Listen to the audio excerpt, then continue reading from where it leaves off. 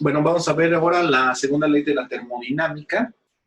Y literalmente la segunda ley de la termodinámica reza así.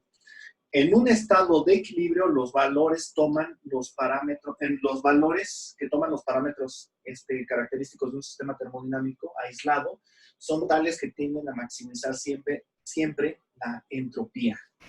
¿Qué quiere decir esto?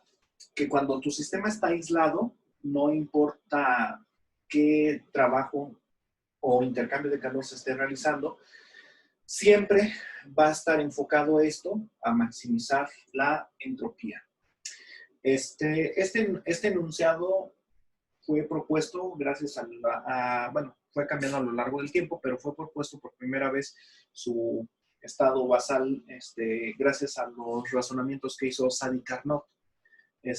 Sadi Carnot, bueno, primero, el papá de Sadi Carnot era un general retirado que trabajaba precisamente, creo que en la oficina de patentes o de ciencias no me acuerdo dónde estaba. Bueno, el chiste es que le llevaban a él las máquinas, que supuestamente iban a patentar, muchas de ellas con un supuesto movimiento permanente y energía infinita. Y entonces el papá de Sadi Carnot pronunció un enunciado que decía así: si yo puedo escribir matemáticamente el funcionamiento de tu máquina que tú me presentas, no solamente puedo decirte que se detendrá, sino voy a decirte en qué momento del tiempo va a hacerlo, en base a la suma de las energías que está perdiendo, porque no existe un sistema infinito, ni se puede producir energía infinitamente. Ya después, Sadi Carnot modificó las ideas que tenía su padre y precisamente llegó a la conclusión de que no se puede hacer una máquina de movimiento perpetuo, en eso estamos todavía de acuerdo, pero que sí se puede hacer que dure más el tiempo de una máquina que ya se está moviendo. Y para que una máquina sea más eficiente, que es eso, el tiempo que dura moviéndose, lo que hay que hacer es modificar nada más algunos parámetros en cuanto al flujo de calor, porque ya Sadi Carnot, a diferencia de su padre, él se enfocó completamente a máquinas térmicas. Sin embargo, su papá no tanto. Fueron máquinas así en general. Él habló acerca de máquinas térmicas específicamente. E hizo lo que se conoce hoy como el diagrama de Carnot. Ok, entonces vamos a ver el diagrama de Carnot.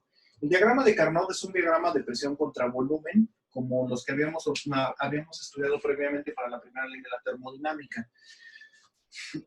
Cuando vimos la ley de Boyle-Mariotte, vimos que esto es una hipérbola con giro, o sea, esto tiene la forma de XY, o sea, es XY, y esto, digamos, si esto es igual a una constante, si esto es igual a una constante, es como si tuviera Y es igual a la constante sobre X. Entonces, cuando yo lo grafico, esto es una hipérbola de dos brazos con asíntotas paralelas a los ejes. Entonces, cuando yo lo veo ya nada más en la parte real, porque no voy a manejar ni presiones negativas ni volúmenes negativos, nada más manejando volúmenes positivos y presiones positivas, yo lo que observo es esto. Es una hipérbola con giro, con asíntota en el eje X y también otra asíntota en el eje Y. Esta asíntota nunca la toca. Entonces, es lo que observamos. Sin embargo, cuando vimos primera ley de la... bueno, sí es cierto. Entonces, ¿qué condición debo de tener para tener esta curva así tal cual? ¿Qué condición debe de ser? No me acuerdo. Que sea temperatura constante. Porque si no es temperatura constante, entonces ya no es esta. Ya no es esa ley. Ya es la de presión, volumen sobre temperatura. 1, 1, 1 es igual a presión 2, volumen 2, temperatura 2. Entonces ya no es Boyle-Mariotte, ya no es las otras, ya no es Gay-Lussac, ya es la ley general del estado gaseoso. Pero bueno, entonces, si eso es temperatura constante, esta cosa se llama ¿cómo? Isoterma. Pero para que se dé un isoterma, pues ya habíamos visto previamente que cuando tú comprimes un gas, el gas se calienta. Y si tú expandes el gas se enfría. Y de hecho es así como funcionan los intercambiadores de calor, entre ellos los refrigeradores, los aires acondicionados y todo eso. Eso lo vamos a ver en la otra clase. Entonces, para que se dé un isoterma, si tú comprimes el gas, y el gas sigue a la misma temperatura, significa que el calor que se está acumulando se está transmitiendo al medio. Pero entonces, cuando tú no lo llevas, cuando tú no haces ese intercambio de calor, entonces este diagrama que es esa isoterma, cuando tú estás trabajando con un ambiente completamente aislado, se ve así. Y entonces eso se llama adiabata. Es un sistema adiabático. En un sistema adiabático, no hay intercambio de calor. Por lo tanto, la presión la presión desciende así conforme aumenta el volumen o viceversa. Entonces, no tengo la curva hiperbólica. Bueno, entonces, Sadi Carnot, observando lo que se había trabajado previamente de máquinas térmicas, tomando en cuenta lo de la primera ley de la termodinámica, de que el calor, la energía total del sistema es igual al trabajo más el calor. Esta energía también ya sabemos que es un calor. Entonces vamos a llamarle a U cuando es por ejemplo, de un motor, vamos a llamarle el calor suministrado.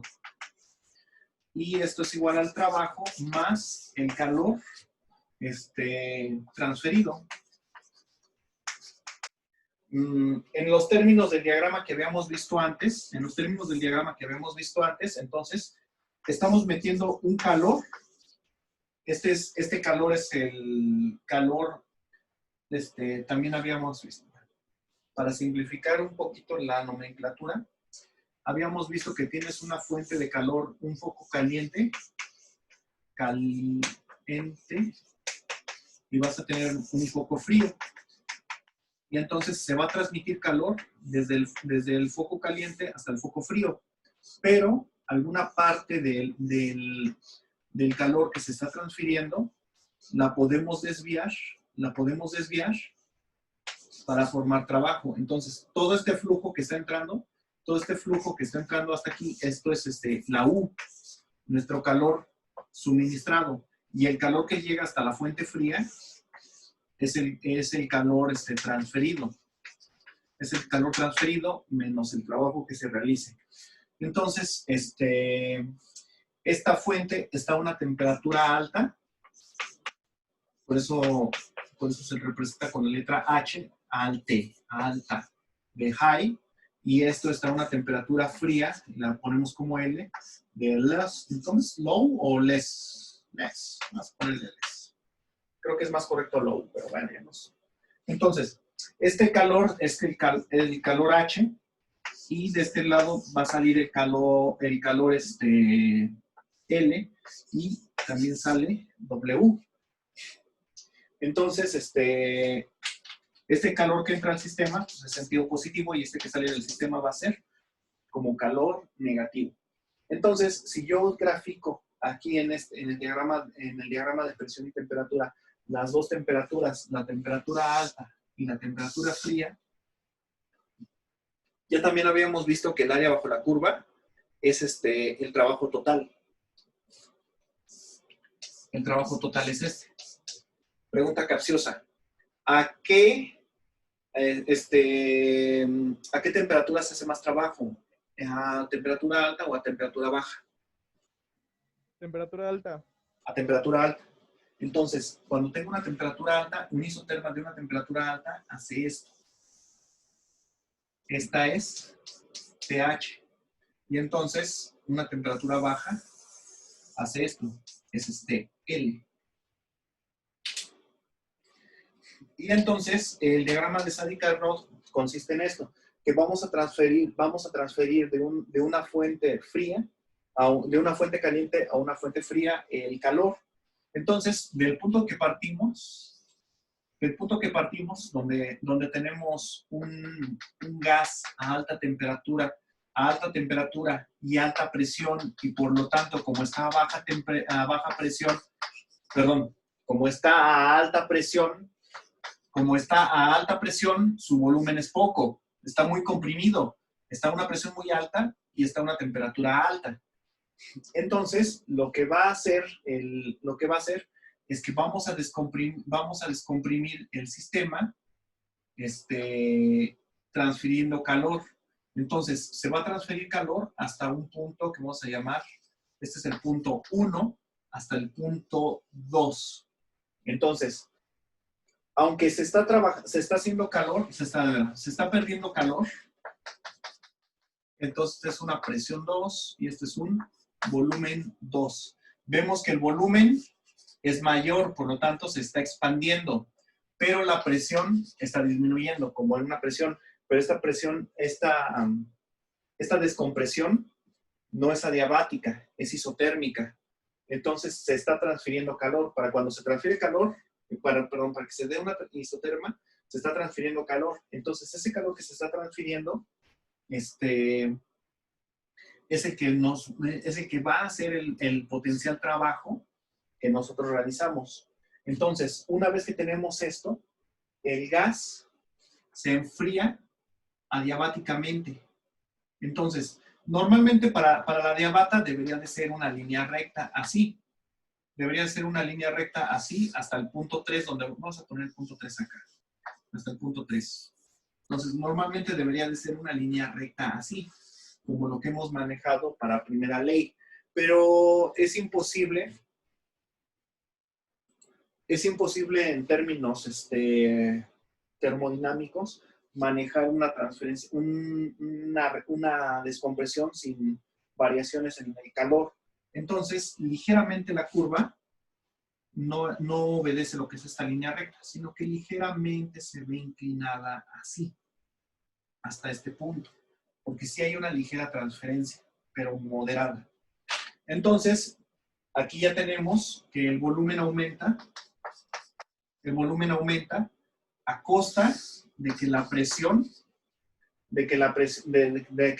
desciende más, y entonces es que ahí cuando podemos realizar el trabajo.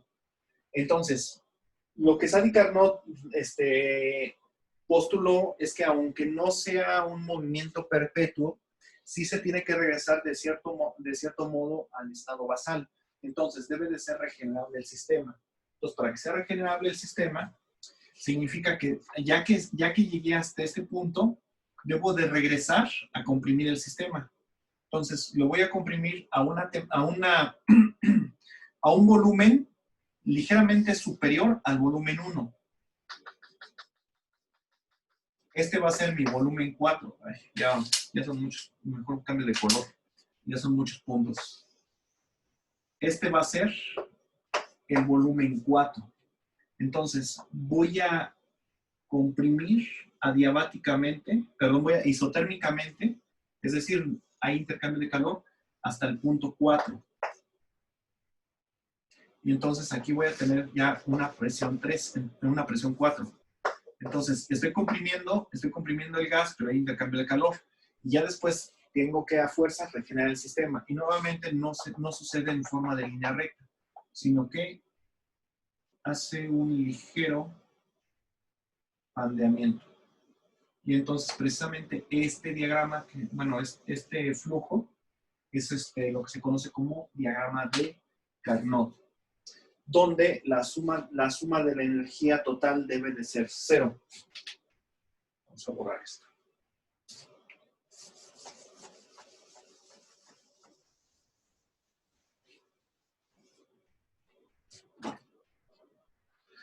Entonces, la suma de calor, de calor en total tiene que ser 0, el calor que entra. Entonces, aquí,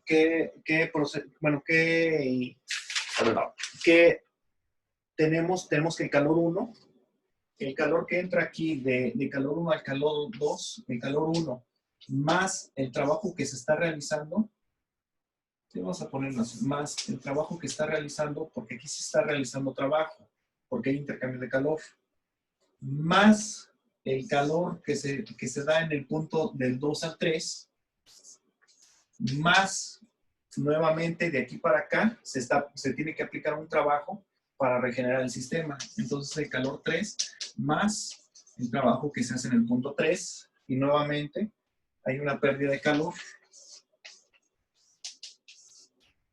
Y eso da, la suma de esto tiene que ser 0. Entonces, Bueno, sí, cierto. La dirección entonces es siempre de aquí para acá. ¿Qué es lo que notan? Que esto tiene la dirección de las manecillas del reloj. Entonces, este proceso de esta manera se dice que es un proceso completamente reversible. Cuando ya estás tomando todo ese proceso, entonces ya dividido el calor que está suministrando aquí, el delta Q1, entre la temperatura de foco alto, debe ser igual a la otra parte donde se hace calor, entre la temperatura del foco frío. Y entonces, ya cuando hago la integral de esta parte de Q con respecto a T, esto es igual a la derivada de la entropía. Si mi sistema es completamente regenerable, lo cual no existe nunca, ya cuando lo puedo dividir en un número infinito de pasos, vamos a ver que entonces la integral de ese sistema, cuando el trabajo es completamente reversible, esto es igual a 0. Entonces, entre mayor número de pasos sea en el cual yo realizo un proceso, la entropía va a tender a 0. Eso es lo que se encargaron de estudiar en la práctica cuando ponían distintos pesos y veían el trabajo que he realizado. Entonces, prácticamente obtenías una eficiencia tirándole al 100%, porque entonces todo el trabajo se iba desde aquí hasta acá. Perdón, todo el calor se destinaba a la formación del trabajo y prácticamente nada de calor se transfería al medio. Eso es lo que significa esta ley, que entre mayor número mayor número de pasos sea en el cual se realiza un trabajo, mayor eficiencia va a presentar y por lo tanto también menor entropía. Entonces, cuando el trabajo se hace en infinitos pasos, la entropía también tiende a 0. Y gracias a esto, entonces, también es posible calcular la eficiencia de un motor, o más bien de una máquina térmica, no de un motor, de una máquina térmica. Entonces, la eficiencia de una máquina térmica,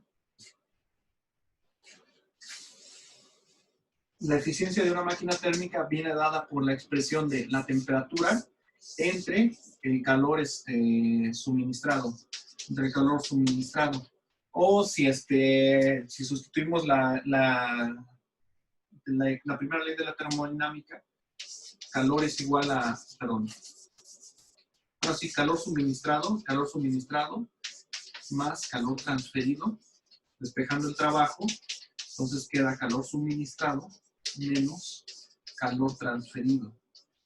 Entonces, sustituyendo esto aquí, queda que la eficiencia es igual al calor suministrado sobre el calor suministrado menos el calor transferido sobre el calor suministrado, porque está dividiendo a ambos términos. Entonces, esto tiende a, bueno, esto no tiende a 1, es 1.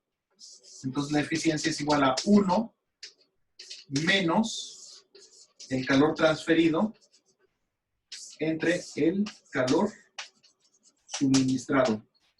¿Se acuerdan de lo que habíamos dicho que era la entalpía? Bueno, la entalpía es el calor transferido. Entonces, por ejemplo, cuando tu proceso involucra un cambio de estado, tales como sucede en las máquinas de vapor, la eficiencia se va a ver mermada entre más alta sea la entalpía. Porque entre más alta es la entalpía, más le estoy restando el valor a 1. Entonces, cuando tu entalpía tiende a 0, tu entalpía de cambio de estado, tu eficiencia tiende a ser máxima. Y curiosamente, el agua es una de las sustancias que más entalpía de cambio de estado presenta. Por lo tanto, entonces las máquinas de vapor son de las sustancias más ineficientes por el tipo de entalpía que estás utilizando. Pero ya vamos a ver más ejemplos de eso en la próxima clase. Se utilizará por eso los refrigeradores tratan de utilizar sustancias que no tienen tanta entalpía. Como antiguamente se usaba amoníaco, el amoníaco ya tiene mucho que no se usa como gas de refrigeración porque es muy peligroso. Y ahorita se usan los freones, los cuales también tienen una entalpía de cambio de estado muy baja, muy, muy baja. Bueno, ya sería todo.